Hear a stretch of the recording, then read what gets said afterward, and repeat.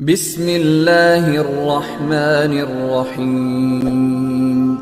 اللہ کے نام سے شروع جو بڑا مہربان اور نہایت رحم کرنے والا ہے۔ دوستو، ایک مرتبہ حضرت علی رضی اللہ تعالیٰ عنہ کوفہ کی مسجد میں تشریف فرما تھے۔ مسجد میں شام سے آیا ہوا ایک مسافر نہایت ادب سے کھڑے ہوا اور عرض کرنے لگا، اے امیر المومنین، مجھے کچھ سوالات میں تشویش ہے اور میں یہاں آج آپ کی موجودگی کا سن کر آپ سے ان سوالات کے جوابات جاننے کے لیے آیا ہوں۔ میں آپ سے ان کے متعلق درست معلومات چاہتا ہوں۔ آپ رضی اللہ تعالیٰ عنہ نے جواب دیا کہ اگر تم سوالات پوچھنا چاہتے ہو تو پوچھو، اگر ضد بازی یا بحث کا ارادہ رکھتے ہو تو محفل کے آداب کو دیکھو اور خاموشی سے بیٹھ جاؤ۔ دوستو، یہ مکالمہ سن کر ہجوم کے لوگ بھی آپ کی جانب متوجہ ہوئے۔ اس شخص نے حضرت علی رضی اللہ تعالیٰ عنہ سے سوالات کا آغاز کیا اور کہا کہ اے امیر المومنین، مجھے یہ بتائیں کہ تخلیق کائنات میں اللہ تعالیٰ نے سب سے پہلے کس چیز کو تخلیق کیا؟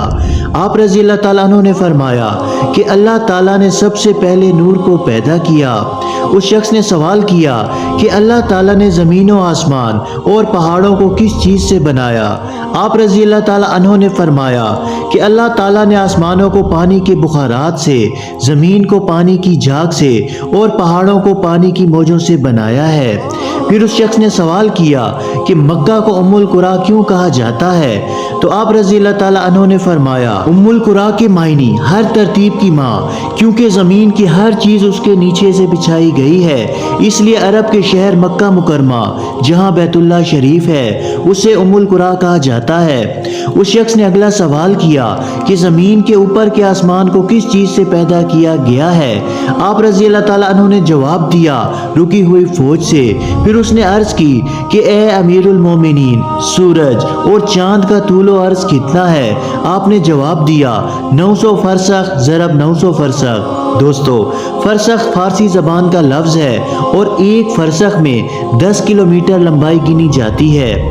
اس نے اگلا سوال کیا کہ ستاروں کا طول و عرض کتنا ہے؟ آپ نے جواب دیا، 12 فرسخ ضرب 12 فرسخ۔ اس شخص نے نہایت ادب سے درخواست کی کہ اے امیر المومنین، جیسا کہ قرآن میں 7 آسمانوں کا ذکر آیا ہے، آپ ہمیں ان 7 آسمانوں کے نام اور ان کی رنگت بیان کر دیجئے۔ آپ رضی اللہ تعالیٰ عنہ نے فرمایا کہ جو آسمان زمین کے اوپر ہے اس کا نام رفیع ہے اور وہ پانی، بخارات اور دھول سے بنا ہے۔ دوسرے آسمان کا نام کزوم ہے اور اس کا رنگ تانبے جیسا ہے۔ تیسرے آسمان کا نام مودون ہے اور اس میں ملے جلے رنگ ہیں۔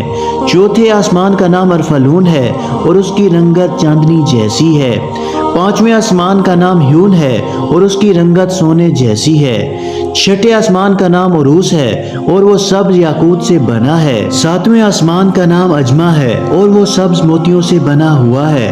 اس شخص نے اگلا سوال کیا کہ اے امیر المومنین، آپ مجھے یہ بتائیں، بیل وہ واحد جانور ہے جس نے آسمان کی طرف اپنا سر نہیں اٹھایا، ایسا کیوں؟ آپ رضی اللہ تعالیٰ عنہ نے جواب دیا، جب سے قوم بنی اسرائیل نے گوسالہ کی پوجا کی تھی تب سے بیل شرم کے مارے آسمان کی طرف سر نہیں اٹھاتا۔ دوستو، گوسالہ ایک سنہری رنگ کا پتھر یا بچڑا تھا جسے موسیٰ علیہ السلام کے دور میں سامری جادوگر نے اپنی جادوئی مہارت سے بولنے اور حرکت کرنے کی طاقت دی اور موسیٰ علیہ السلام کی غیر موجودگی میں قوم بنی اسرائیل سے اس بچڑے کی پوجا کروائی تھی۔ دوستو، مجمع میں موجود تمام حضرات حضرت علی رضی اللہ تعالیٰ عنہ کی حاضر جوابی اور علمی قابلیت سے متاثر ہو رہے تھے۔ شام سے آئے اس مسافر نے اگلا سوال پوچھا کہ اے امیر المومنین، وہ کون سے نبی تھے جنہوں نے ایک ہی وقت میں 2 بہنوں سے شادی کی تھی؟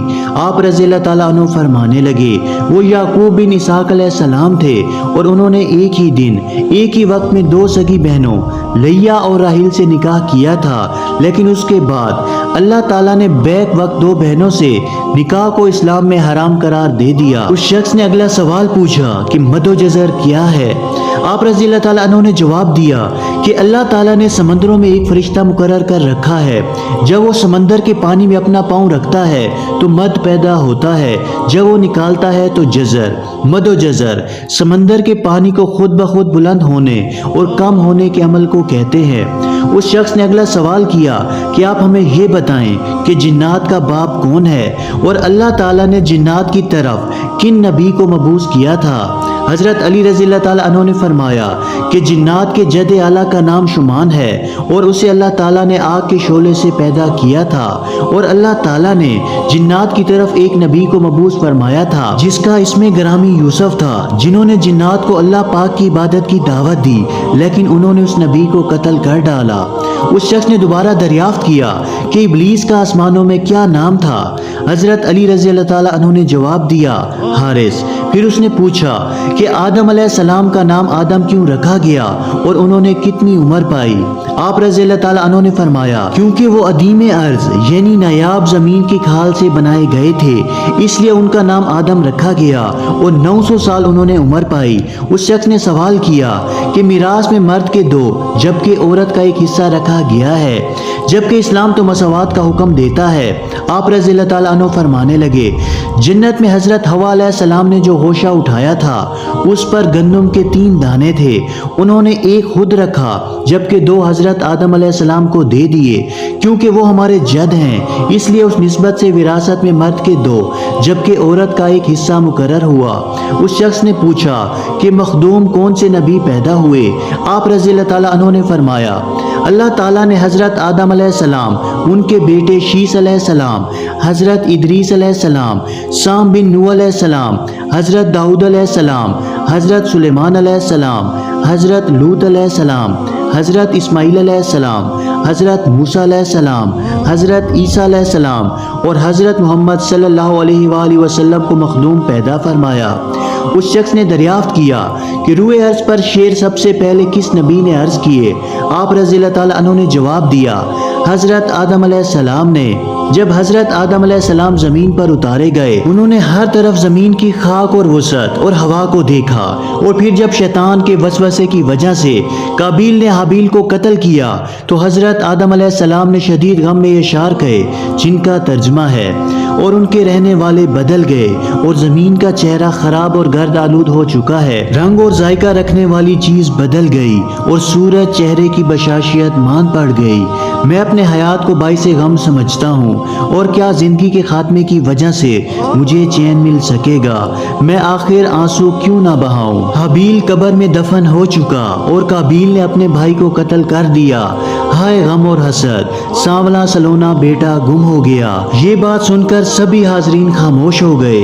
پھر وہ شام سے آیا ہوا شخص کہنے لگا کہ اے امیر المومنین، حضرت آدم علیہ السلام جنت سے نکالے جانے کے غم میں کتنا عرصہ روئے؟